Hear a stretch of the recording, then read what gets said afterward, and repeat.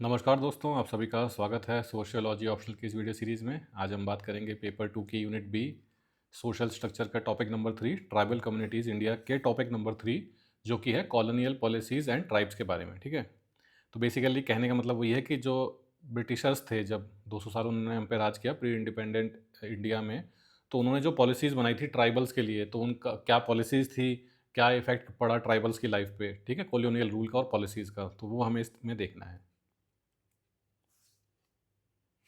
तो सबसे पहले तो देख लेते हैं कि tribes in India historically lived in hilly forested and geographically isolated regions. ठीक है, तो वो तो हमने देखा ही है, ट्राइब्स जो होती हैं, ट्राइबल्स लोग होते हैं, वो कभी भी मेन जो एरियाज होते हैं वहाँ पे रहते नहीं हैं। जैसे प्लेन्स हो गए, वो कहाँ रहते हैं? हिली एरियाज में, पहाड़ों में छुप के, घने जंगलों में, ज्योग्राफिकली आइसोलेटेड रीजन्स, जहाँ पे बाकी लोग ना आ पाए, तभी तो उनका कल्चर प्रिजर्व रहेगा। भाई अगर वो मेन स्ट्रीम में बाकी लोगों के साथ रहेंगे तो उनकी लाइफस्टाइल भी बाकी सब जगह आम लोगों जैसी हो जाएगी। तो इसलिए कहाँ रहते हैं ट्राइबल्स? हिली, या तो पहाड़ों में या घने जंगलों में, या फिर ज्योग्राफिकली आइसोलेटेड रीजन्स जैसे कि Andaman and Nicobar islands.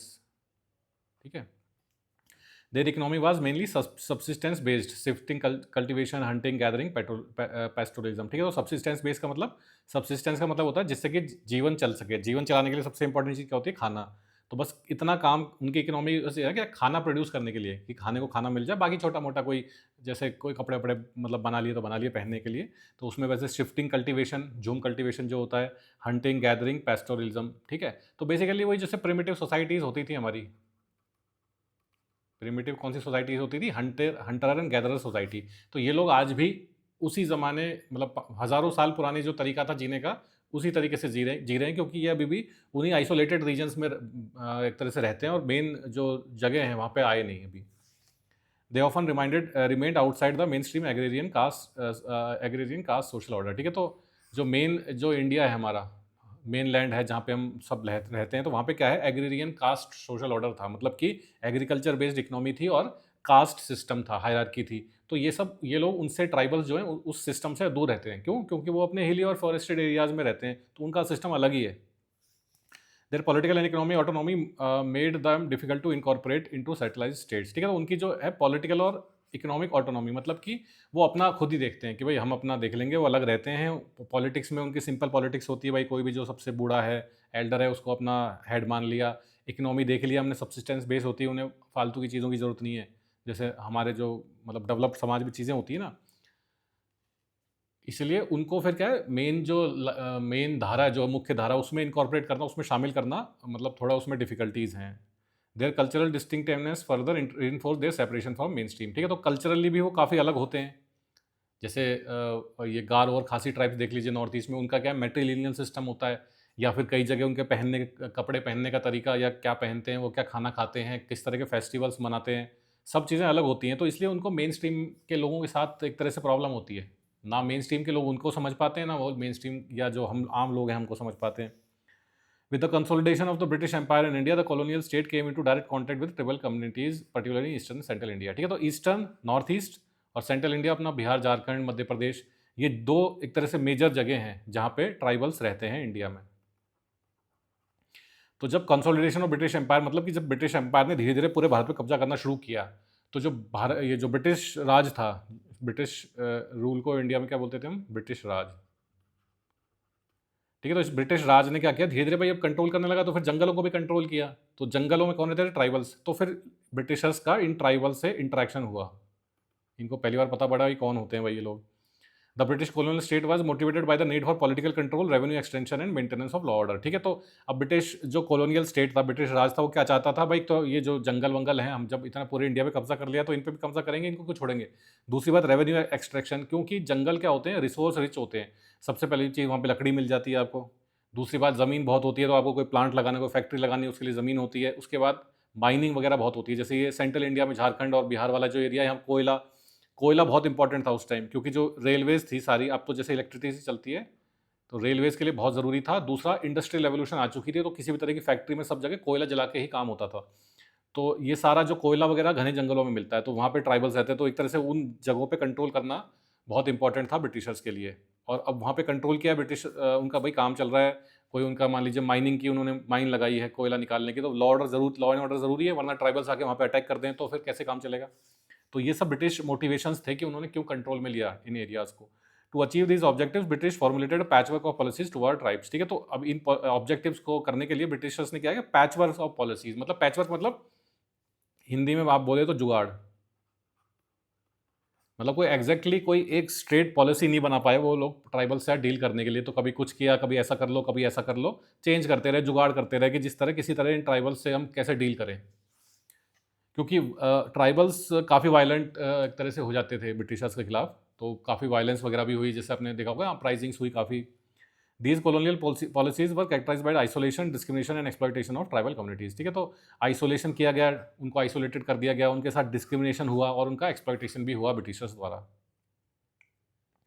British policy toward tribals, two broad elements. ठीक है, तो British policy towards tribals, tribes had two contradictory aims. ठीक है, तो दो उनके एक तरह से गोल्स थे ब्रिटिशर्स के, क्या, या दो मोडस ऑपरेंडी या थे, मोड्स थे ट्राइबल्स का डील करने के लिए। पहला कि इनको आइसोलेट करो। The colonial rulers regarded tribals as primitive and uncivilised. तो देखिए प्रिमिटिव तो हैं, इसमें कोई दो राय नहीं है, क्योंकि जो आज के ज़माने में भी हंटिंग और गैदरिंग करते हों और कपड़े के लिए जैसे वो पत्ते वत्ते बांध लिए उस तरह का करते हो, तो प्रिमिटिव तो हैं, लेकिन ये अनसिविलाइज कहना गलत है। भाई वो अपने तरीके अपने हिसाब से सिविलाइज्ड हैं, उनके अपने कल्चर हैं। ठीक है, तो प्रिमिटिव तो ठीक है, बट अनसिविलाइज जो ब्रिटिशर्स ने कहा वो फिर वो क्या दिखाता है, एथनोसेंट्रिक व्यू। एथनोसेंट्रिक क्या, अपने कल्चर को ऊपर रखना, दूसरे को नीचे दे रखना। The British feared that the integration of tribes with main stream society might strengthen anti colonial unity. ठीक, तो इनको लगा कि अगर ये ट्राइबल्स मेन धारा मुख्य लोगों के साथ शामिल हो गए, जो कि प्लेन्स में रहते हैं, मतलब शहरों में, गाँव में रहते हैं, तो क्या होगा, एंटी कॉलोनियल ब्रिटिशर्स के खिलाफ जो एक तरह सेंटीमेंट है वो और मजबूत होगा, क्योंकि ट्राइबल्स भी मिल जाएंगे, दोनों मिलकर फिर ब्रिटिशर्स से लड़ेंगे। तो बेटर है, उनकी जो क्लासिक पॉलिसी थी ब्रिटिशर्स की, क्या, डिवाइड एंड रूल। तो यहाँ पे डिवाइड करने की जरूरत ही नहीं थी, क्योंकि ट्राइबल्स ऑलरेडी आइसोलेटेड जंगल में रहते थे, तो उनको लगा कि इनको वहीं रहने दो, इनको यहाँ पे कोई मतलब मेन उसमें मत बुलाओ, मेन लैंड में, वरना फिर ये यूनाइटेड हो जाएंगे और ब्रिटिशर्स के खिलाफ आवाज़ उठ जाएगी। To prevent this they kept tribal areas politically and administratively separate. ठीक है, तो इसलिए इन्होंने ट्राइबल एरियाज को पॉलिटिकली और एडमिनिस्ट्रेटिवली अलग ही रखा। मेन धारा, जो मुख्य धारा या मुख्य समाज है हमारा, मेन लैंड इंडिया भी बोल सकते हैं इसको, उससे इन ट्राइबल्स को अलग ही रखा।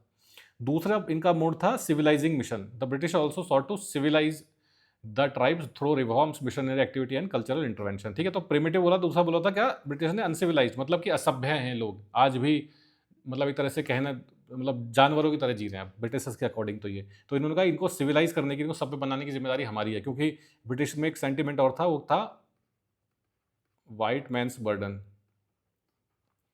वो तो जो हम मुख्य धारा में लेते थे लोग, जो इंडियंस हैं, उन्हीं को व्हाइट मैन्स बर्डर मानते थे, ट्राइबल्स को तो वो बिल्कुल ही, वो तो इंसान भी नहीं समझेंगे उनको।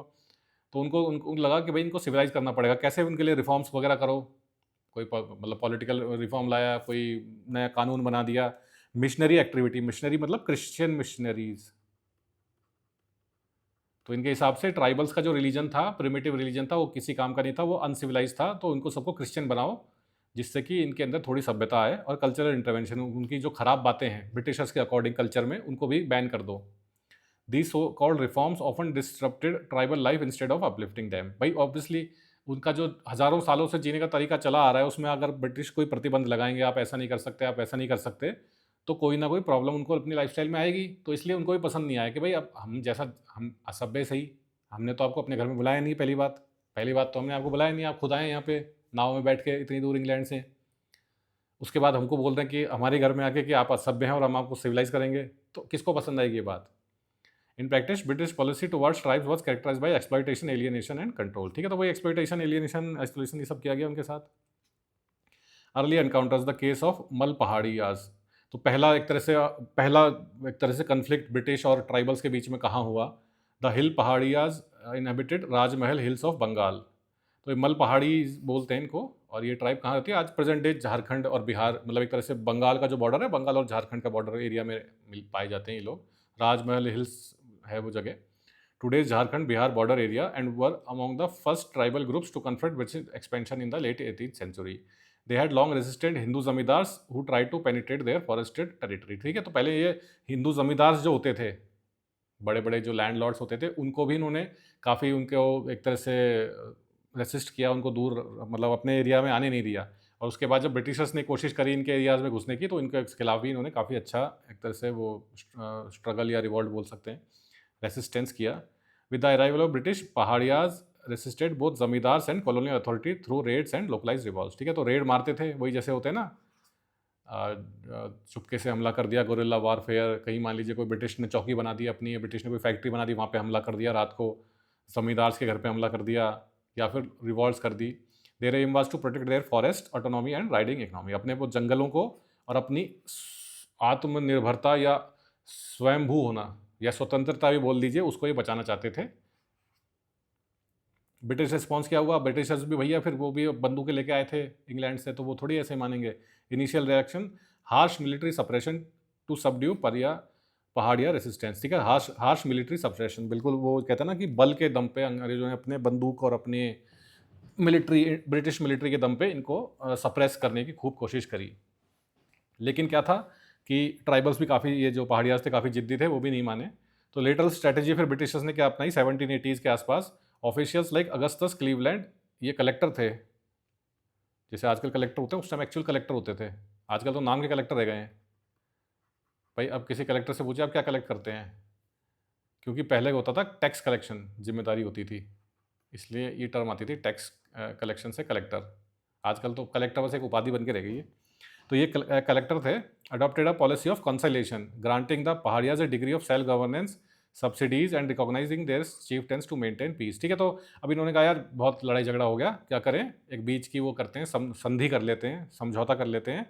तो पहाड़ियाज को दिया है सेल्फ गवर्नेंस, आप अपना अपने एरिया में रहिए, अपना सेल्फ गवर्नेंस अपना जैसा चलाते रहिए, हम कुछ ना कुछ आपको सब्सिडीज़ भी दे देंगे कि जंगलों में जो भाई आप काटते, जंगलों का जो प्रोडक्ट है उसमें कुछ ना कुछ आप यूज़ कर सकते हैं, और आपके जो चीफ्स हैं, आपके कबीलों के जो सरदार हैं, वो उनकी जिम्मेदारी होगी आप मतलब ये शांति बनाने के रखना। ठीक है, the Paharias encounter highlights dual colonial strategy, first military suppression then administrative pacification when suppression proved costly. ठीक है, तो ब्रिटिशर्स क्या है ना, बड़े समझदार लोग थे, उनका कोई कैसे ना ऐसा डिसीजन नहीं लेते थे बिल्कुल ही जोश में आके, वो देखते थे सिचुएशन को, आंकते थे कि जैसे यार पहले इनको लगा कि इन्होंने एक तरह से वो क्या विद्रोह किया है, तो उन्होंने क्या किया, हार्श मिलिट्री सप्रेशन किया कि भाई इनको दबाया जाए मिलिट्री के दम पे। जब इनको लगा कि यार थोड़ा मामला हाथ से बिगड़ रहा है, बाहर निकल रहा है, नहीं संभाल पा रहे हैं हम ट्राइबल्स को, तो इन्होंने कहा थोड़ा बैकफुट पे आ जाते हैं और क्या करते हैं, संधि कर लेते हैं, administrative pacification when suppression prove costly. ठीक है, तो डोवेल पॉलिसी अंग्रेजों की यही रहती है कि पहले तो लड़ो, नहीं और लड़ा कर भाई लड़ाई करके उनको हरा दो, अगर मान जाए तो बात ही खत्म हो जाएगी, नहीं हो पा रहा तो फिर थोड़ा समझौते को, थोड़ा बैकफुट पे आ जाओ आप भी। It set a precedent for later British tribal policy of segregation and indirect rule. ठीक है, तो इससे एक तरह से प्रेसिडेंट सेट हुआ कि ब्रिटिशर्स को भी समझ में आया कि हमें अब ट्राइबल से कैसे डील करना है भारत में। तो पहली चीज़ तो ही सेग्रीगेशन की, यार जो ट्राइबल्स हैं इनको मेन लैंड से अलग रखो, मेन लैंड अलग रहना चाहिए और ट्राइबल एरियाज अलग होने चाहिए, और इनडायरेक्ट रूल होना चाहिए कि ट्राइबल्स को उनका दे दो भाई, तुम आप मतलब आप अपना आपका एरिया आपके कंट्रोल में, जैसा मर्जी आप कर सकते हो, और उसके ऊपर थोड़ा बहुत टैक्स वैक्स लगा दो कि बस हमें इतना इतना मिल जाए, बहुत है, इनको छेड़ो मत बेसिकली ट्राइबल्स को।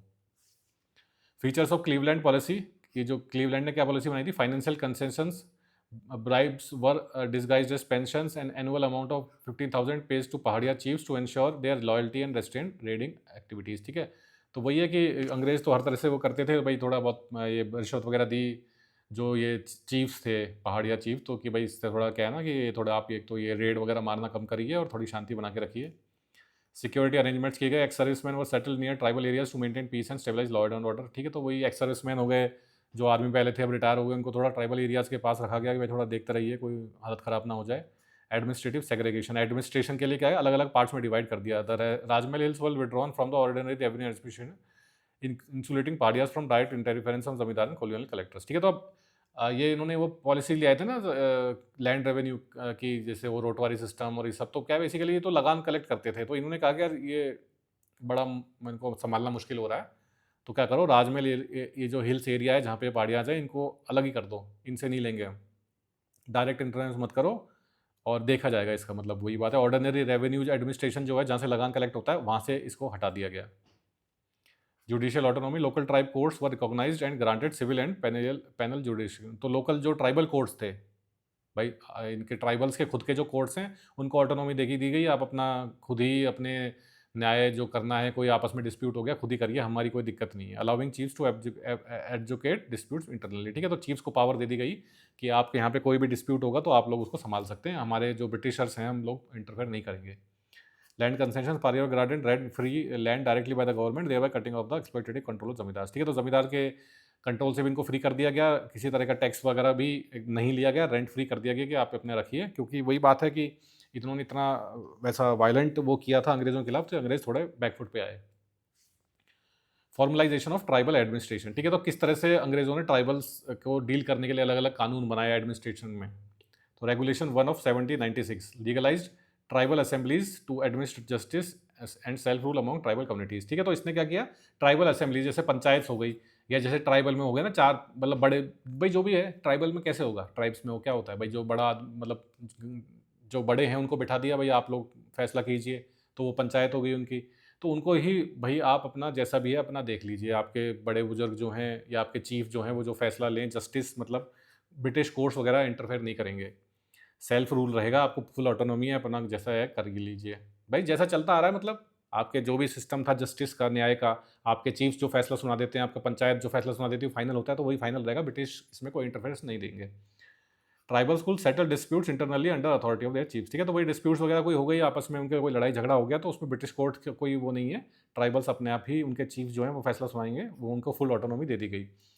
इसमें चैलेंजेस क्या है, over time tribal assemblies became corrupt and inefficient failing to maintain law and order, ठीक है। तो वो करप्ट बन गई पंचायत वगैरह ट्राइबल्स की, तो लॉ एंड ऑर्डर थोड़ा बिगड़ गया, इससे थोड़ा ब्रिटिशर्स को भी नुकसान हुआ, क्योंकि ब्रिटिशर्स को भी इन ट्राइबल एरियाज से अपना लकड़ी निकालना, कोयले की मतलब माइनिंग करना, अपने बहुत उनके फायदे थे उसमें। Abolition and transition 1827, in 1827 the system of tribal assemblies was abolished due to inefficiency, ठीक है। तो वो करप्ट हो गई थी, तो ब्रिटिशर्स ने इन ट्राइबल असेंबलीज को क्या कर दिया, अबॉलिश कर दिया। Regulation 1 of 1827 brought tribes under partial jurisdiction of ordinary colonial courts, tribal still retained special exemption from some colonial laws, तो पार्शियली मतलब आंशिक रूप से इन ट्राइब्स को कोर्ट्स, ये तो ब्रिटिश कोर्ट्स थे, कॉलोनियल कोर्ट्स थे, उनके जुरिडिक्शन में लाया गया कि अब ये आपकी तो असेंबलीज तो किसी काम की है नहीं, पंचायत जो है आपकी ये तो करप्ट हो गई हैं, तो हमारे जो ब्रिटिश कोर्ट्स हैं, कॉलोनियल कोर्ट्स हैं, इनके अंडर में आइए आप लोग। मार्क्ड अ की shift from autonomous tribal governance towards gradual incorporation into colonial legal and administrative structure, ठीक है। तो वो था ना फर्स्ट स्टेप, तो एक तरह से फर्स्ट स्टेप था कि ऑटोनोमियस ट्राइबल, खुद ऑटोनोमस थे ट्राइबल्स अब तक, लेकिन अब धीरे धीरे उनको कॉलोनियल रूल जो है या कॉलोनियल एडमिनिस्ट्रेशन जो है उसके अंडर में लाने की शुरुआत हुई। तो शुरुआत हुई कोर्ट सिस्टम से, कॉलोनियल कोर्ट्स के अंडर में लाने से। Short British approach of control integration maintain some tribal autonomy by asserting colonial authority, ठीक है। तो ट्राइबल ऑटोनॉमी रखी कुछ, मतलब वही पार्शियली है ना, आंशिक रूप से, ऐसा नहीं कि सारा का सारा ही ट्राइबल एरियाज अपने अंडर में ले लिया, लेकिन जैसे जस्टिस सिस्टम हो गया जिसमें आप ब्रिटिश कॉलोनियल कोर्ट्स में जा सकते हैं, तो वो लेके आए, तो थोड़ा थोड़ा क्या शुरुआत हुई, पहला कदम लिया गया ट्राइबल्स को ब्रिटिश कंट्रोल में लाने के लिए। अब ये ट्राइबल्स ने भी फिर अपना रिएक्शन दिया, तो ट्राइबल अपराइजिंग्स हुई। The first wave of tribal uprisings broke out when the British interfered in tribal areas through revenue policies, land settlement and taxation, ठीक है। तो जब ब्रिटिशर्स ने ये ट्राइबल एरियाज में घुसे और फिर अपनी रेवेन्यू पॉलिसी लगाई, ट्राइबल से बोला अब लगान दीजिए, साथ ही साथ ये जो फॉरेस्ट है ये हमारा है, आपका नहीं है, इसके प्रोड्यूस पे हमारा अधिकार है, टैक्स दीजिए, ये सब फालतू की बातें कर, मतलब फालतू की उनको लगा हुआ ना ट्राइबल्स को, यार ये कौन गोरे लोग आ गए और हम हमारे जंगल, हम हज़ारों सालों से यहाँ रह रहे हैं, हमसे कह रहे हैं कि ये जंगल हमारा है और हमें टैक्स दीजिए, किसको पसंद आएगा। तो फिर क्या हो गई, अपराइजिंग हुई। तो अलग अलग एग्जाम्पल्स आप देख सकते हैं, जैसे Chuar uprising in Bengal 1798, resistance by Chuar tribes against revenue policies. Kol and Ho uprising Chota Nagpur 1832, revolt against land alienation and outside domination, ठीक है। तो संतल रिबेलियन का अच्छी तरह हमने काफ़ी सुना है, 1855 में large scale armed movement against landlords, money landers and British officials. उसके बाद Bhil uprising western India, Rajasthan और गुजरात के एरियाज में, repeated revolts against oppressive revenue demands, loss of land, ठीक है। तो वही सब में कॉमन ही वही है भाई, एक तरह से वो टैक्सेशन के खिलाफ, लैंड उनकी जो छीन ली गई है ब्रिटिशर्स ने उसके खिलाफ। Koya revolt Andhra region, protest against exploitation by officials and landlords, ठीक है। तो वही बेसिकली उनकी ज़मीन छिन जाना, उनसे हाई टैक्स कलेक्ट करना, उनका एक्सप्लॉइटेशन करना, इन सब के खिलाफ ही सारी ये जो रिवॉल्ट्स हुई थी। इनके नाम और जैसे ईयर याद रखेंगे और एक एक लाइन जैसे थोड़ी थोड़ी लिख दीजिए, तो थोड़ा क्या आंसर में वजन बढ़ जाता है, नंबर मिल जाते ज़्यादा। These uprising reflected tribal resistance to the loss of land, forest and autonomy, ठीक है। तो वही लॉस ऑफ लैंड हो गया, टैक्सेशन हो गई, उनके फॉरेस्ट चले गए, उनकी ऑटोनॉमी चली गई, इसके खिलाफ थी ये सारी अपराइजिंग। ब्रिटिश रेस्पॉन्स क्या था? Continuous uprising force British to realise that direct integration of tribes was counter productive. ठीक है, तो अब ब्रिटिशर्स को भी धीरे धीरे समझ में आने लग गया कि यार इन ट्राइब्स को छेड़ो मत, ट्राइबल एरियाज को। इनको हम क्या है ना, डायरेक्टली इनको अपने ब्रिटिश कंट्रोल में लेके आएंगे, इंटीग्रेट करने की कोशिश करेंगे तो किसी कोई कोई फायदा नहीं निकलेगा। It will be counter productive, हमारा ही नुकसान होगा। तो बेटर है कि इनको अलग तरीके से डील किया जाए। दे letter adopted a policy of administrative segregation. Administrative segregation मतलब कि मेन लैंड इंडिया जो है, मुख्य जो भारत है, और ये जो ट्राइबल एरियाज हैं, इनके लिए एडमिनिस्ट्रेशन अलग अलग होना चाहिए। इनको अलग तरीके से और इनको अलग तरीके से, अलग लॉज से डील किया जाए। अंडर 1919 और 1935 government of act India to minimise tribal unrest. ठीक है, तो उसमें क्या किया गया? Excluded areas and partially excluded areas बनाए गए। एक्सक्लूडेड एरियाज मतलब कि जहाँ पे ब्रिटिश शासन नहीं है, उनको हमने छोड़ दिया है, या फिर पार्शियली जहाँ पे थोड़ा बहुत चीज़ों में ब्रिटिश चलती है, ब्रिटिश शासन चलता है, बाकी चीज़ों में ट्राइबल आर ऑटोनोमस। तो क्या क्या एक्ट्स लेके आए थे ब्रिटिश ट्राइबल्स के लिए? इंडियन काउंसिल एक्ट 1861 में क्या प्रोविजन से? Enable the creation of non regulation areas for special administration of tribal regions. ठीक है, तो नॉन रेगुलेशन एरिया वही एक्सक्लूडेड रीजन्स, जहाँ पे कि ब्रिटिश एक तरह से राज या ब्रिटिश जो वो है नहीं चलेगा, और वो ट्राइबल्स क्या होंगे? ऑटोनोमस होंगे।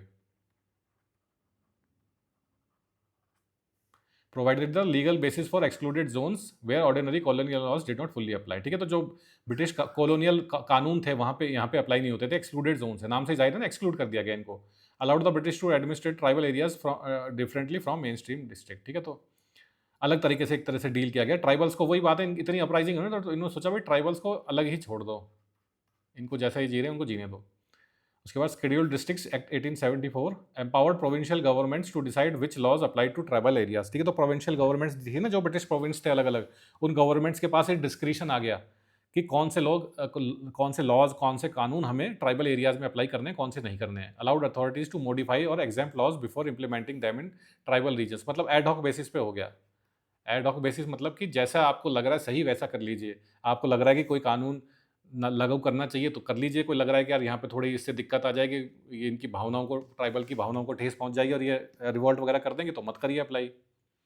Resulted in dual legal system, tribal areas were govern separately from rest of India. ठीक है, तो वो ड्यूअल लीगल सिस्टम तो आ ही गया है ना, कि मेनलैंड इंडिया जो मुख्य भारत है उसके लिए अलग पॉलिसीज और ट्राइबल एरियाज के लिए अलग policies. Both acts formalised administrative segregation of tribal areas. ठीक है, तो ये एडमिनिस्ट्रेटिव सेग्रेगेशन इंपॉर्टेंट चीज़ है, कीवर्ड है, इसको लिखिएगा आंसर में ज़रूर। और ये डुअल लीगल सिस्टम भी कीवर्ड है। Introduce legal differentiation main stream India under regular laws, tribal areas under special flexible rules. ठीक है, तो वही मेन स्ट्रीम इंडिया में तो नॉर्मल जो कानून थे ब्रिटिशर्स के वो, और ट्राइबल एरियाज में स्पेशल और flexible rules. Laid the foundation for British policy of indirect governance and protection of tribal autonomy, लेकिन लिमिटेड। तो ये कि फाउंडेशन डाल दी गई किसकी? British policy of indirect governance. Indirect मतलब कि वही पार्शियल फॉर्म में, मतलब थोड़ा थोड़ा हम इनडायरेक्टली ट्राइबल एरियाज को कंट्रोल करेंगे, डायरेक्टली नहीं जाएंगे, वरना फिर ट्राइबल्स क्या आते हैं, गुस्सा हो जाते हैं, फिर रिवोल्ट कर देते हैं। Policy of exclusion and discrimination, मतलब ब्रिटिशर्स ने क्या किया, वो देखा ना हमने, आइसोलेट कर दिया ट्राइबल्स को, अलग ही कर दिया कि यार इनको छेड़ो मत। तो पॉलिसी ऑफ एक्सक्लूजन, एक्सक्लूड कर दो, और डिस्क्रिमिनेशन होता है सौतेला व्यवहार। कॉलोनियल अप्रोच कहती है the British policy towards tribes oscillated between segregation and direct interface. तो कभी तो सेग्रेगेशन मतलब अलग कर देते थे उनको, कभी डायरेक्टली मतलब अपने कंट्रोल में ले आते थे। Tribal were often left alone, उनको छोड़ दिया उनके हाल पे। But when issues arose harsh laws were imposed that were unsuitable for tribal societies. तो कई बार फिर हार्श कानून भी लगाए गए, जैसे वही देखा ना कि मिलिट्री सप्रेशन भी किया गया, लेकिन फिर बात नहीं बनी तो बैकफुट पे भी आ गए अंग्रेज। Criminal Tribes Act 1871, certain tribal and nomadic communities were stigmatized as hereditary criminals। ठीक है, तो क्रिमिनल ट्राइब्स एक्ट में क्या किया था? बहुत सारी कम्युनिटीज को, ट्राइब्स को क्या घोषित कर दिया था कि क्रिमिनल ट्राइब्स, मतलब इन्होंने कुछ किया हो ना किया हो, लेकिन इनका हर मेंबर क्या हो गया? क्रिमिनल हो गया। तो बहुत ही गलत बात है। तो ये आज़ादी तक रहा था, आज़ादी के बाद फिर ये रिपील हुआ था ये।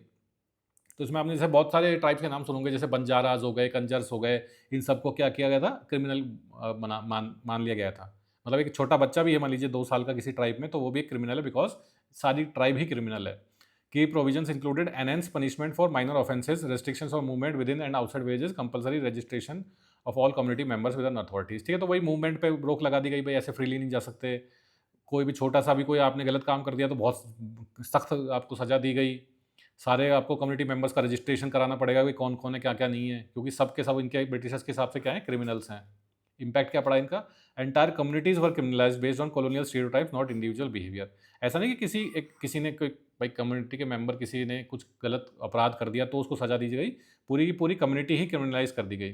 The act institutionalise discrimination and social stigma which affected generations. तो इससे क्या हुआ, मेनलैंड के लोग भी, बाकी जो भारतीय समाज था वो भी इन ट्राइब्स को क्या मानने लग गया, क्रिमिनल्स मानने लग गया।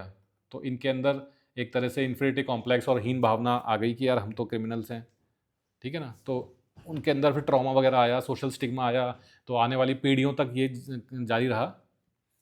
Post independence the criminal tribes act was repealed in 1949, ठीक है। तो 1949 में इसको हटा दिया गया और इनको डी नोटिफाइड भी बोलते हैं। डी नोटिफाइड ट्राइब्स की जो इसमें शामिल थी, इनको जो हटाया गया तो इनको डी नोटिफाइड ट्राइब्स बोला गया, जिन जिनको हटाया गया। However the affected communities continue to face social stigma. भाई अब तो इतना 1871 से लेकर 1947 कितना सारा टाइम हो गया, करीब करीब 70 साल हो गए, 70-80 साल हो गए। तो 70-80 साल में जब एक किसी जाति ट्राइब के बारे में कोई धारणा बन जाती है यार क्रिमिनल्स हैं, तो वो एकदम से नहीं जाती। तो इसलिए धीरे धीरे वो चीज़ें और मतलब एक तरह समाज में रिजिट होती गई। अब गवर्नमेंट ऑफ इंडिया एक्ट 1919 में क्या प्रोविजंस थे ट्राइबल एरियाज के लिए? सेक्शन 52A का part 2 of act permitted special administration of backward areas, ठीक है। तो बैकवर्ड एरियाज कौन से थे? Tribal areas. इनको इन्होंने बैकवर्ड एरियाज बोला क्योंकि वहाँ पे वो ट्राइबल्स तो क्या ना प्रिमिटिव तरीके से रहते थे हंटिंग गैदरिंग में, तो इनके लिए स्पेशल एडमिनिस्ट्रेशन किया जाए। नॉर्मल जो मेन लैंड पे कानून होते हैं वो ना लगाए जाए। तो वही वही वाली बात है, administrative segregation and dual legal policies. The act created 2 categories of tribal regions, partially excluded areas और होली एक्सक्लूडेड। पार्शियली मतलब आंशिक रूप से, 50-50 कर दीजिए, या मतलब 50-50 नहीं भी तो मतलब कुछ पार्ट एक्सक्लूड कर दिया, कुछ मतलब कुछ उसमें डायमेंशंस में भाई ये चीज़ें हमारे अंडर में आएंगी और ये चीज़ें ट्राइबल्स के लिए ऑटोनोमस हैं। होली एक्सक्लूडेड पूरी तरह से ट्राइबल्स को दे दिया, आप जानो, आपका काम जाने। तो partially excluded areas where some modifications of laws applied, example parts of Chota Nagpur, ठीक है। तो जिसमें आप लॉज को थोड़ा थोड़ा मॉडिफाई करके अप्लाई कर सकते हैं। होली एक्सक्लूडेड एरियाज कि जहाँ पे जो मेन लैंड के लॉज हैं वो कंप्लीटली अप्लाई ही नहीं होंगे, वहाँ पे स्पेशल एडमिनिस्ट्रेशन होगा outside national laws, example Garo hills on Assam. उनके लिए स्पेशल अलग से सेपरेट लॉज, स्पेशल लॉज बनाए जाएंगे। Regarding political representation, some excluded areas had no representation in legislatures.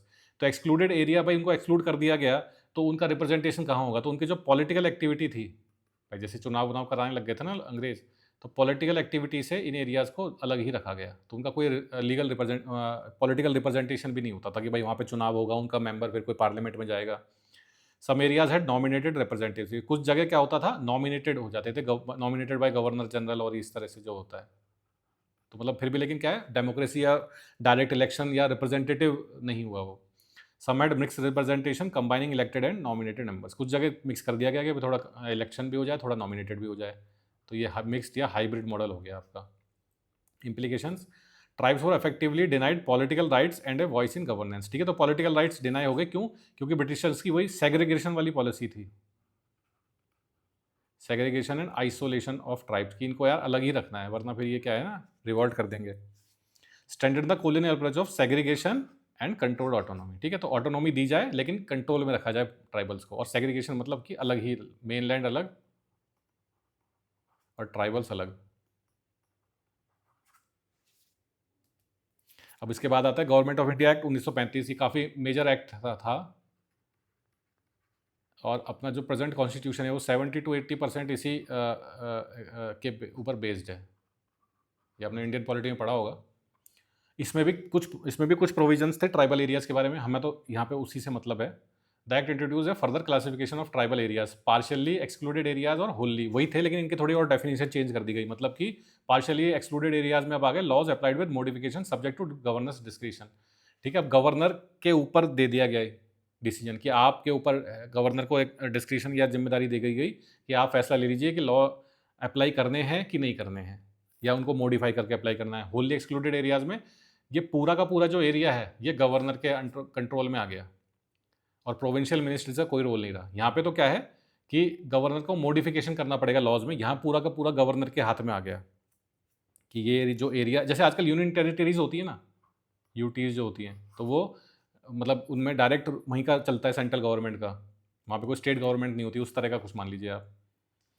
Ministries of popular provincial government had no authority over the wholly excluded areas. तो वही provincial governments बनती थी ना, जैसे मान लीजिए उत्तर प्रदेश को उस टाइम बोलते थे यूनाइटेड प्रोविंसेस, उसमें मान लीजिए कोई सरकार बन गई, तो उस सरकार का इन एरियाज में कोई अथॉरिटी नहीं होगी। किसकी होगी? अगर होली एक्सक्लूडेड है तो गवर्नर की होगी, पार्शियली है तो कानून अप्लाई होंगे, लेकिन फिर भी गवर्नर का डिस्क्रिप्शन रहेगा। In partially excluded areas tribal inquiry committees were establish in Bihar, Orissa, Bombay and Madras. तो ये ट्राइबल इंक्वायरी कमिटीज़ क्या थी? ये जैसे कम्युनिटीज़ सेटअप की जाती है ना, इसमें था कि ट्राइबल्स के बारे में जानिए, उनकी इकोनॉमिक कंडीशंस कैसी हैं, उनकी सोशल कंडीशंस कैसी हैं, उनको क्या क्या उनको प्रॉब्लम्स आ रही हैं, हेल्थ सिस्टम कैसा है, एजुकेशन सिस्टम कैसा है, तो उससे एक रिपोर्ट तैयार करिए और फिर उस रिपोर्ट के बेसिस पे ब्रिटिश सरकार या ब्रिटिश राज जो है वो इनकी भलाई के लिए कुछ कदम उठाएगा। This mark the first positive step instead of mere control and attempt was made to study tribal problems for inform policy making. ठीक है, तो एक अच्छी बात हुई, पहला एक पॉजिटिव स्टेप माना जा सकता है इसको। क्यों? क्योंकि अब तक तो सिर्फ अंग्रेज इन एरियाज को कंट्रोल करना चाहते थे कि किसी तरह ये एरियाज हमारे कंट्रोल में आ जाएं, मैक्सिमम प्रॉफिट या रेवेन्यू निकाल सकें यहाँ से। लेकिन अब एक तरह से पहली बार ट्राइबल्स को समझने की कोशिश की गई कि भाई इनकी ज़िंदगी कैसी है, क्या इन पर प्रभाव पड़ता है, उस तरह की बातें। However, World War II and the resignation of Congress ministry stalled the implementation of these reforms। ठीक है, तो वर्ल्ड वॉर टू आ गई थी 1935 में एक्ट आया था, 1939 में वर्ल्ड वॉर टू शुरू हो गई थी, तो हालात बड़े ख़राब हो गए थे, तो फिर ये धीरे धीरे ये भी मतलब उतना इम्प्लीमेंटेशन सक्सेसफुल हो नहीं पाई। Forest policy and alienation. तो अंग्रेज़ों की फॉरेस्ट पॉलिसी क्या थी? फॉरेस्ट मतलब बेसिकली फॉरेस्ट में ट्राइबल्स कहाँ रहते हैं मेनली? फॉरेस्ट में या हिल्स में? तो हिल्स में भी जंगल ही होते हैं। तो फॉरेस्ट पॉलिसी क्यों थी भाई? जैसे क्योंकि सारा वही है कि अंग्रेज़ यहाँ पे वही मौज मस्ती करने तो आए नहीं थे, उन किस लिए आए थे? पैसे के लिए। और पैसा भाई जैसे ये लकड़ी हो गई, माइनिंग हो गई, इस तरह की चीज़ें कहाँ होती हैं? जंगलों में होती हैं। तो इसलिए उन्होंने फॉरेस्ट पॉलिसी बनाई ट्राइबल्स को एलियनेट करने के लिए कि भाई इनको आइलियनेट और आइसोलेट रखा जाए। Forest were central to tribal life economically, culturally and spiritually. तो अब भाई अंग्रेज तो आए थे अपना पैसा बनाने के लिए, एक्सप्लॉइट करने के लिए, लेकिन फॉरेस्ट क्या है? ट्राइबल्स के लिए उनका घर है हज़ारों सालों से। उनकी इकोनॉमी, उनका कल्चर, उनकी स्पिरिचुअलिटी, उनका रिलीजन सब क्या है? जंगलों में से ही जुड़ा हुआ है। भाई ट्राइबल्स होते हैं ना, वो जैसे नदियों की पूजा करते हैं, पेड़ों की पूजा करते हैं, जानवरों की पूजा करते हैं, तो उनका रिलीजन हो गया, उनकी इकोनॉमी, वहीं सब रहते हैं, वहीं खाते पीते हैं, उनका कल्चर सब जंगलों से जुड़ा हुआ है। तो ब्रिटिश आके अगर उनको बोलेंगे कि जंगल हमारा है और आप चले जाइए, तो उनको तो फिर मतलब बुरा लगेगा ही ना। But the British viewed forest as commercial resources for timber, railways and ship building. ठीक है, तो उनके लिए तो भाई ये कमर्शियल रिसोर्स था, जहाँ से लकड़ी, कोयला और भी कई तरह की माइनिंग ये सब की जा सके, या फिर ज़मीन हो जहाँ पे फैक्ट्रियाँ लगाई जा सकें। तो अंग्रेज़ों ने क्या क्या लेजिस्लेशन या रूल्स पास किए इन एरियाज को कंट्रोल करने के लिए? Indian forest act 1865 began restricting tribal areas. ठीक है, तो इसमें क्या था? ट्राइबल्स को रिस्ट्रिक्शन कर दी गई कि आपके ये जंगल जो है ये आपका नहीं है, ये हमारा है, और इसकी जो प्रोड्यूस है, इसकी जो लकड़ी है, इसकी ज़मीन है, यहाँ पे जो भी होता है उस पर हमारा हक है, आपका नहीं है। Later acts classified forest into reserved, protected and village forest. Reserve क्या हुआ है? Fully controlled by British, tribes couldn't enter freely. तो कुछ फॉरेस्ट को तो बोलती है बिल्कुल रिजर्व्ड, तो रिजर्व में तो मतलब भगा ही दिया गया ट्राइब्स को कि आप यहाँ पे एंटर ही नहीं कर सकते, चले जाइए यहाँ से। प्रोटेक्टेड में लिमिटेड एक्सेस, सम राइट्स अलाउड। तो प्रोटेक्टेड में थोड़ा बहुत आप आ जा सकते हैं और कुछ थोड़े राइट्स भी आप ले सकते हैं। Village forest manage locally but still under supervision. ठीक है, तो लोकली मैनेज कर लेते थे ट्राइबल्स उसको, या फिर विलेजर्स, लेकिन फिर भी ब्रिटिश कंट्रोल में रहते थे। इससे कंसिक्वेंसेज क्या हुए? Traditional like shifting, cultivation, grazing, hunting and collection of firewood were criminalised. अब भाई ट्राइबल्स हैं, वो अपना शिफ्टिंग कल्टीवेशन करेंगे, वो अपने जो उनके पशु पक्षी हैं उनको चराएंगे, मतलब वो कहते हैं चराने जाते हैं ना, जो घास फूस खिलाते हैं। हंटिंग करेंगे खाने के लिए, अपनी लकड़ी जलाने के लिए लकड़ी भी कलेक्ट करेंगे। इनकी इकनॉमी और उनकी लाइफस्टाइल इसी से चलती है। अब इन सब चीज़ों को अंग्रेज़ों ने क्या कर दिया? बैन कर दिया, क्रिमिनलाइज कर दिया। तो अब बताइए उन पे क्या होगा? उनकी वो क्या करें अब? इवन ग्रेजिंग कैटल और collecting would often required paying taxes. मतलब आपको लकड़ी काटनी है या अपने कैटल को, मतलब अपने गाय भैंसों को चराना है, तो उसके लिए भी आपको टैक्स देना पड़ेगा। हज़ारों सालों से आप यहाँ इस ज़मीन पे रहते आ रहे हैं, और एक गोरा आदमी आकर आपको बोलता है कि ये आप बताइए कितना बुरा लगेगा। तो इसलिए फिर ट्राइबल अपराइजिंग्स होती थी। As Verrier Elwin observe tribal violated many forest laws every single day. अब भाई क्यों नहीं, हर दिन ही ट्राइबल वायलेट करेगा ही ना फॉरेस्ट लॉज को। भाई आप बोल दो कि लकड़ी भी अंग्रेज़ों की है, आपने लकड़ी काटी रोटी बनाने के लिए, खाना बनाने के लिए, तो आपने लॉ वायलेट कर दिया। आपने अपने गाय भैंसों को चरा दिया, ये घास भी अंग्रेज़ों की है, आप यहाँ रह कैसे रहे, आप यहाँ पे घुस कैसे गए, ये भी आपने वायलेट कर दिया। तो मतलब इसको आप बोल सकते हैं ना एक्सट्रीम कोलोनियलिज्म का एग्जाम्पल आप दे सकते हैं, extreme exploitation of by Britishers of India. आज अंग्रेज़ कितने ही महान बन लें कि अरे हमने तो सिविलाइज़ किया, लेकिन ये हालात थे अंग्रेज़ों ने जो हमारे साथ किए थे। इकोनॉमिक इम्पैक्ट क्या था? पोस्ट इनटू सब्सिस्टेंस एग्रीकल्चर, ठीक है? तो फिर इनको धीरे-धीरे एग्रीकल्चर का सहारा लेना पड़ा। सब्सिस्टेंस मतलब वही बेसिक अपना खाना पैदा हो जाए, इतना एग्रीकल्चर हो जाए।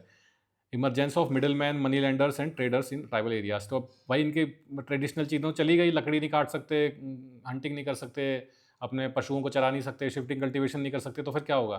फिर इन्होंने भाई मेन एरियाज में रहना शुरू किया, तो हमारे वहाँ मनी लेंडर्स जो होते थे उनसे पैसे वैसे उधार लेने शुरू करे, तो इनका एक्सप्लॉयटेशन हुआ, और तो मतलब फिर वही एक तरह से उस सारे चक्कर में फंस गए। Wide spread indebtedness and bonded labour, तो वही वही जो लाला पैसे देता ना ज़्यादा ब्याज पे, तो उसकी उधारी बहुत ज़्यादा हो गई, तो फिर बॉन्डेड लेबर बनी। बॉन्डेड लेबर में वही होता है कि आपके पिताजी ने उधार लिया था, वो मर गए पिताजी, फिर बच्चा उसको उधार को चुका रहा है बिना पैसे के, मतलब उसी को चुकाने के लिए पूरी ज़िंदगी उसकी लग गई। फिर इसी तरह मतलब सारी जो सामाजिक बुराइयाँ फिर शुरू हो जाती हैं। और ये सब किस वजह से होता है? Because British claim forest as their own. Britishers ने बोला ट्राइबल्स आपका अधिकार नहीं है, ये हमारे हैं। तो भाई कोई आदमी, कोई मतलब ट्राइब्स या लोग अपना 5 हज़ारों सालों से एक जगह रहते आ रहे हैं, अपना ज़िंदगी जी रहे हैं, उनको आगे डिस्प्लेस कर दोगे तो उनकी ज़िंदगी तो खराब हो ही जाएगी ना। Sociologist Vidyarthi emphasise this alienation was not just economic but also emotional and cultural, since rivers, mountains and trees had sacred meaning in tribal cosmology. ठीक है, तो खाली आर्थिक रूप से एक्सप्लॉइटेशन नहीं था ट्राइबल्स का, इमोशनल भी था, क्योंकि देखिए हज़ारों सालों से वो जंगलों में रहते आ रहे हैं, तो उनके लिए नदियाँ, पहाड़, पेड़, जंगल, वादी, ये सब क्या है उनके लिए बहुत ही सेक्रेड है, पवित्र हैं, उनकी पूजा करते हैं वो। तो वो सब भी उनसे छिन जाएगा, तो उनके लिए इकोनॉमिक के साथ साथ वो इमोशनल वो भी है। उसके बाद role of missionaries in tribal areas. तो मिशनरीज मतलब कि क्रिश्चियन मिशनरीज। इनको मिशनरीज क्यों बोलते हैं? क्योंकि इनको मिशन पे भेजा जाता है। किसके द्वारा? पोप जो होता है ना इनका, वेटिकन सिटी में क्रिश्चियंस का, कि आप पूरे वर्ल्ड में जाइए, मिशन होता है कि आप जाके क्रिश्चियनिटी को फैलाइए। तो इनका मिशनरीज का ट्राइबल एरियाज में भी मिशन यही था कि जितना हो सके उतना ज़्यादा हमें क्रिश्चियनिटी को फैलाना है। तो British allowed Christian missionaries to work among tribals, तो वो तो अलाउ करेंगे ब्रिटिश, क्योंकि because themselves they were Christians. ठीक है। दूसरा उनका क्या था? सिविलाइजिंग मिशन और था, हमको ये जो अनसिविलाइज्ड ट्राइब्स हैं इनको क्या करना है? सिविलाइज बनाना है, सभ्य बनाना है। तो सिविलाइजेशन की सबसे बड़ी उस टाइम फैक्टर क्या था? वो था क्रिश्चियनिटी। तो जो भी क्रिश्चियन है वो सिविलाइज बना जाता था, जो भी बाकी और रिलीजन्स हैं दे आर अनसिविलाइज्ड। तो missionaries provided education, health services and often protected tribals from exploitation bye money landers and landlords. ठीक है, तो उसमें पॉजिटिव चीज़ें ये थी, पॉजिटिव इम्पैक्ट ऑफ, अगर आप मिशनरीज देखें तो एजुकेशन प्रोवाइड करी, हेल्थ सर्विसेज प्रोवाइड करी मिशनरीज ने, protected tribals from exploitation bye money landers and landlords. लेकिन सबकी एक कीमत चुकानी पड़ती है ट्राइबल्स को, वो क्या थी? Religious conversion.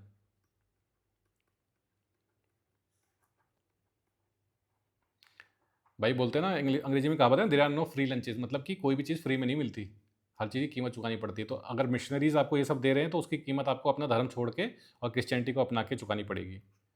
But this also created a social divide between tribals and mainstream Hindus as conversion distance them from Hindu society. तो इससे क्या हुआ कि भाई जो हिंदूज थे, पहले तो क्या है, इनका ट्राइबल रिलीजन हिंदुज़म का एक तरह से पार्ट ही माना जाता था। भाई हिंदुज़म में तो हम नदियों को, पेड़ों को, पहाड़ों को पूजा करते हैं। तो अब जब वो कन्वर्ट हो गए, क्रिश्चियनिटी में आ गए, तो मेन स्ट्रीम हिंदूज और उनके बीच में क्या हुआ? दरार आ गई, क्योंकि अब हिंदूज़ को लगा यार ये तो क्रिश्चियन हो गए हैं। तो उससे क्या हुआ? उससे फिर वो और डिवीजन होता गया, और जो प्रेजेंट सेक्शनिस्ट मूवमेंट हैं, जो कि अलगाववादी ताकतें हैं, या जो अपराइजिंग्स हैं जहाँ नॉर्थ ईस्ट वगैरह में ज़्यादा होती है, क्योंकि नॉर्थ ईस्ट में आप देखिए आज भी मेजॉरिटी पीपल क्या हैं, वहाँ पे क्रिश्चियनिटी में कन्वर्ट हो चुके हैं मेजॉरिटी ट्राइब्स। तो because of their religious convergence and religious sentiments they want there separate Nations, उनको अलग वो चाहिए। अब इसमें रिलीजन का भी एक अच्छा खासा रोल है, बाकी फिर वो क्लेम तो ही करते हैं कि हमारे साथ भारत में एक्सप्लॉयटेशन हो रहा है, वो सब तो बातें हैं ही। सोशियोलॉजिकल व्यूज़ क्या है? K L Srikant, this missionary activity created a gulf that later manifested in secessionist movement in north east India. ठीक है, तो ये मिशनरी एक्टिविटी से क्या हुआ? क्रिश्चियनिटी फैली, क्रिश्चियन बन गए लोग, तो फिर अब एक तरह से धर्म अलग हो गया है। तो अब क्या, नॉर्थ ईस्ट के जो ट्राइबल्स हैं वैसे भी वो दिखने में मेन लैंड इंडियंस या हिंदूज से अलग होते हैं। उनका हमने देखा था ना कि मंगोलॉइड फीचर्स होते हैं। तो उनको लगा कि जब हमारा रिलीजन भी अलग है, हमारे फेशियल फीचर्स भी अलग है, हमारी रेस भी बेसिकली अलग है, तो हम फिर इंडिया में क्यों रहें, हम क्यों अलग ना हो जाएं। Others argue missionaries played a progressive role bringing education and political awareness to tribals, ठीक है। तो पॉजिटिव रोल भी था, एजुकेशन और पॉलिटिकल अवेयरनेस भी लेके आए। दस reformist approach had both positive and negative consequences. Positive consequences क्या थे, यही सब चीज़ें, एजुकेशन प्रोवाइड करी, हेल्थ सर्विसेज प्रोवाइड करी, मनी लेंडर से उनको बचाया। नेगेटिव क्या थे कि रिलीजियस कन्वर्जन एक तरह से करना पड़ा, कई जगह फोर्स कन्वर्जन भी होते थे। साथ ही साथ इससे क्या हुआ कि अलगाव की भावनाएं आई नॉर्थ ईस्ट के लोगों में, क्योंकि हम जब क्रिश्चियन बन चुके हैं तो हम हिंदूज के साथ क्यों रहें, उस तरह की भावनाएं। अब consequences for tribal lives of colonialism, मतलब ब्रिटिशर्स के वजह से क्या क्या इनकी ज़िंदगी पे प्रभाव पड़ा ट्राइबल्स की। क्रिमिनलाइजेशन ऑफ एवरीडे प्रैक्टिस, ठीक है, तो ये तो देख लिया। सिंपल सिंपल जो रोज़मर्रा की ज़िंदगी की चीज़ें हैं, जैसे कि गाय भैंस चराना, लकड़ी काटना, शिकार करना, मछली पकड़ना, इवन मतलब पड़े हुए फल भी नहीं तोड़ सकते आप, क्योंकि वो क्या है, फॉरेस्ट प्रोड्यूस हो गई। आपने कैसे तोड़ लिया, क्योंकि वो पूरा जंगल किसका है, ब्रिटिशर्स का है। आप यहाँ 5,000 साल से रहते आए भले ही, लेकिन वो है गोरों का। As Verrier Elvin, anthropologist of tribal India, observed that tribal violated forest laws every single day, ठीक है, तो वो तो देख ही लिया था हमने, तो ये हल हो गया था। Economic alienation, tribal pushed out of their subsistence economy, तो उनकी जो सब्सिस्टेंस इकोनॉमी थी वो पूरी तरह से बर्बाद कर दी, क्योंकि जो मेन इकोनॉमिक एक्टिविटीज़ थी, जैसे grazing cattle, collecting firewood, hunting, fishing, ये सब इलीगल बोल दिया गया।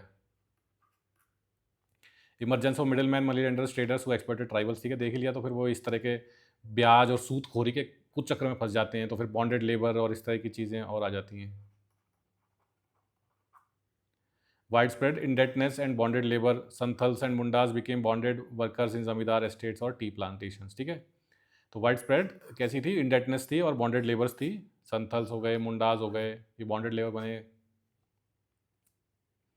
Cultural and emotional alienation, as Nirmal Kaur Bose and L P Vidyarthi emphasise, alienation was not only economic but emotional and cultural, ठीक है। तो बोल दिया इकोनॉमिक तो था ही, इकोनॉमिक एक्सप्लॉइटेशन तो हो ही रहा था, इनको पूरी सब कुछ जो इकोनॉमिक एक्टिविटीज़ थी सारी ब्रिटिशर्स ने इलीगल करार दे दी, साथ ही इमोशनल और कल्चरल भी था, क्योंकि मैंने देखा था ना कि उनके जो ये अपना नदी, पहाड़ और जंगल, ये पेड़ वेड़ सब क्या होता है, सेक्रेड चीज़ें होती हैं, इनको वो पूजा करते हैं इनकी।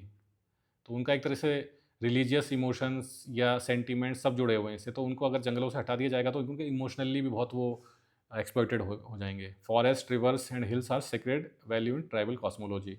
Loss of forest meant a rupture to tribal world view and spirituality, उनकी स्पिरिचुअलिटी ही खत्म, छीन लिया आपने अंग्रेजों ने उनसे।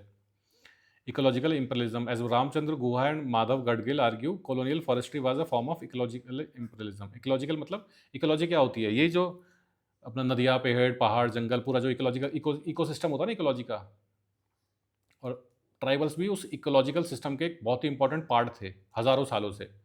तो अब उन ट्राइबल्स को निकाल दिया गया वहाँ से, बिकॉज ब्रिटिशर्स चाहते थे कि पूरा पूरा एक्सप्लॉइटेशन करें। तो it's also form of ecological imperialism या कोलोनिज्म भी बोल सकते हैं इसको। Commercial exploitation destroyed ecological base of tribal life, तो इकोलॉजिकल बेस जो था उसको पूरी तरह से डिस्ट्रॉय कर दिया, क्योंकि कमर्शियली एक्सप्लॉइट किया अंग्रेजों ने इसको। Traditional ecological balance, shifting cultivation cycles, sacred groups, communal resource use replace by monoculture, plantation and timber extraction, ठीक है। लकड़ी काटी बहुत ही पूरी तरह अंग्रेजों ने, जितनी हो सके पूरे जंगल साफ कर दिए। मोनोकल्चर प्लांटेशन, जो अंग्रेज़ों को कैश क्रॉप्स वगैरह जो फ़ायदे की चीज़ थी वो सब उन्होंने प्लांट करवाई, जिससे कि उनको फ़ायदा हो। शिफ्टिंग कल्टीवेशन बैन कर दिया गया, कम्युनल रिसोर्सेज सब बैन कर दिए गए। तो मतलब पूरा एक तरह से ट्राइबल्स की लाइफ को पूरी तरह से, देखिए मेन लैंड वालों को तो साथ हो ही रहा था, मेन लैंड पे जो इंडियंस थे उनके साथ तो बहुत बुरा हो ही रहा था। Even tribals were not isolated by British exploitation, तो ट्राइबल्स को भी पूरी तरह से ब्रिटिश ने एक्सप्लॉइट किया। भाई इतनी दूर कोई नाव में बैठ के आएगा तो फिर सबको एक्सप्लॉइट करेगा ना, इनको क्यों छोड़ेगा। तो कंक्लूजन क्या निकलता है इस सारी बात का, colonial forest policy represented clash between tribal communication communitarian ecology and colonial commercial exploitation. Tribal communitarian ecology मतलब कि, कम्युनिटेरियन मतलब कि एज अ कम्युनिटी, तो ट्राइबल सारे कैसे रहते हैं एज अ कम्युनिटी, और कहाँ पे, इकोलॉजिकल सिस्टम में, मतलब जंगलों में। तो इनके हज़ारों सालों से चला आ रहा है ये लाइफस्टाइल।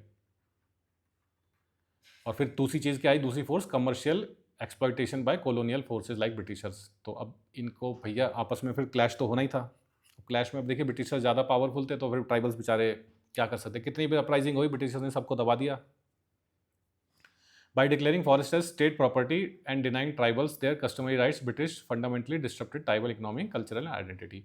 तो जंगलों को उन्होंने बोल दिया कि ये तो हमारे बाप के हैं मतलब कि स्टेट प्रॉपर्टी है, ब्रिटिश राज के हैं ये, आप लोग चले जाइए यहाँ से। तो पूरी इनकी जो एक तरह से इकोनॉमिक, कल्चरल और आइडेंटिटी सब एक तरह से तहस-नहस या बर्बाद कर दी गई, डिस्टर्ब कर दी ब्रिटिशर्स ने। Wider impacts included displacement and migration. Displacement तो हो गई और माइग्रेशन भी हो गई। भाई जब जंगलों से उनको भगा दिया जाएगा तो कहाँ जाएँगे वो? फिर मेनलैंड में जाके रहेंगे, फिर वहाँ मज़दूरी करेंगे, फिर वहाँ पे वही है कि लाला से ब्याज पैसा उधार लेंगे, तो फिर वो एक तरह से वो मतलब बहुत प्रॉब्लम्स आ जाएँगी फिर। Tribals displaced from forest often migrated as indentured labours, tree plantation of Assam, coal miners of Bihar. तो फिर वो ये मज़दूरी करेंगे, इसके अलावा कोई उनके पास और नहीं रह जाएगा तरीका।